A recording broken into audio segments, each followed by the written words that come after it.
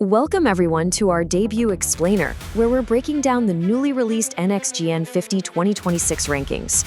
We are kicking things off right at the very top of the list, profiling the player who secured that highly coveted #1 spot, the absolutely incredible Lamine Yamal. Before we dive into exactly how this teenager conquered the footballing world, take a quick second to hit that like button, share this with your friends, and subscribe so you don't miss our deep dives into the rest of the top 50. Let's get into it. Here's what we're covering today. First, the NXGN 2026 top star. Then, Hansi Flick's tactical revolution, his central playmaker transition, his La Liga statistical peak, a serious look at his workload compared to Messi, and finally, the injury prevention protocol. Section 1, NXGN 2026 top star. The crown jewel of La Masia. It's honestly just mind-blowing to look at the career trajectory we're witnessing here. Just a few short years ago, he was a 15-year-old debutant for Barcelona. And now, Lamine Yamal is officially the #1 ranked player in the NXGN 50 2026. This is the ultimate proof of a meteoric rise that saw him shatter pretty much every youngest player record in the history books. But how did he go from being a promising teenage winger to the undisputed center of gravity at one of the biggest clubs in the world? Well, the answer starts with a brand new manager. Section 2, Hansi Flick's tactical revolution, rebuilding Barcelona's attack.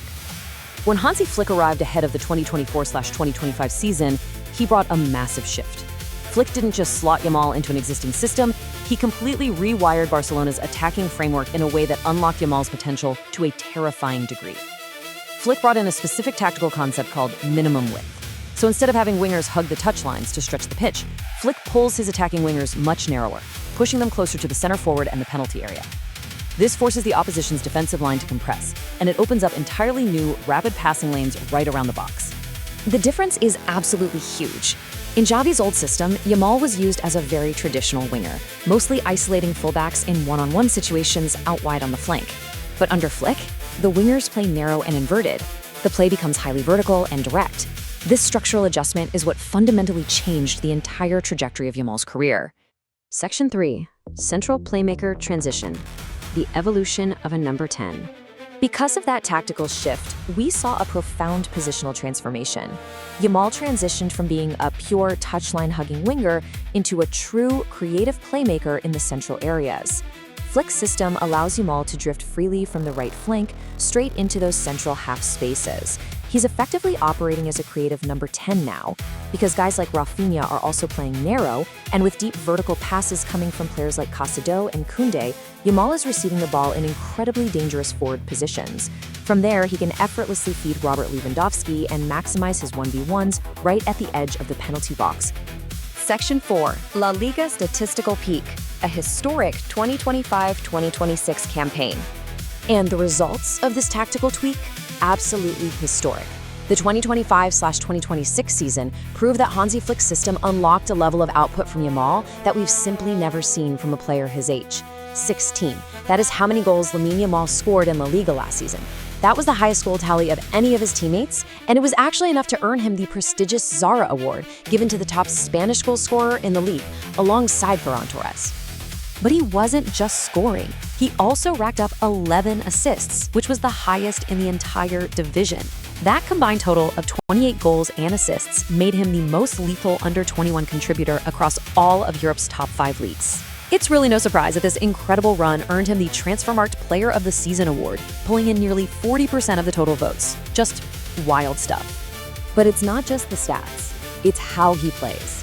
Pep Guardiola put it perfectly, saying, "He drops off, plays one touch. He dribbles over a short distance, beats his man, and lays it off. Then he'll go and win the match for you." Guardiola is highlighting that Yamal plays with the maturity, patience, and decision-making of a seasoned 25-year-old veteran. He doesn't force flashy, wasteful plays. He simply dictates the rhythm of the game.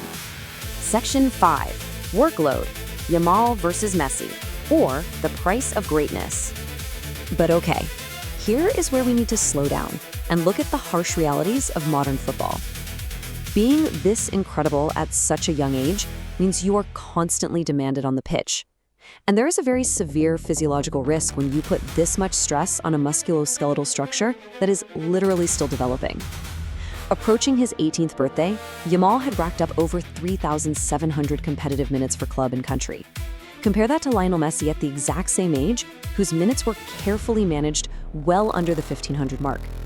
The repetitive strain of high-speed sprints and aggressive pressing on an 18-year-old body drastically increases the risk of muscle tears, particularly in the hamstrings and the biceps femoris. And sadly, those risks turned into reality. On April 22, 2026, against Celta Vigo, Yamal suffered a biceps femoris tear in his left leg right after executing a penalty kick. This muscle injury sidelined him for the rest of Barcelona's La Liga season.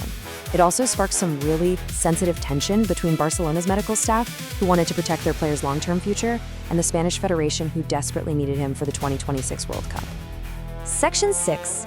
Injury Prevention Protocol. Safeguarding the future. This brings us to the resolution, the rigorous sports science and medical protocols that were put in place to not only get him to the World Cup safely, but to save his long-term career from recurring muscle injuries. Barcelona and Spain committed to 3 crucial steps. First, conservative treatment, basically avoiding surgery and letting the tissue heal naturally. Second, relying strictly on objective recovery metrics, not just how the player feels or how urgent a tournament is. And third, a very gradual reintegration. Thanks to these careful measures, the plan was for him to sit out Spain's opening World Cup matches against Cape Verde and Saudi Arabia, with the specific goal of safely bringing him back for the final group match against Uruguay. This leaves us with a really deep thought to end on. We've seen the tactical brilliance, the record-breaking stats, and the undeniable genius of Lamine Yamal. But we've also seen the breaking point of his physical limits. So how far can a generational talent like this truly go if the footballing world finally learns to balance his incredible abilities with perfectly managed physical care? It's arguably the most essential question for the future of the sport.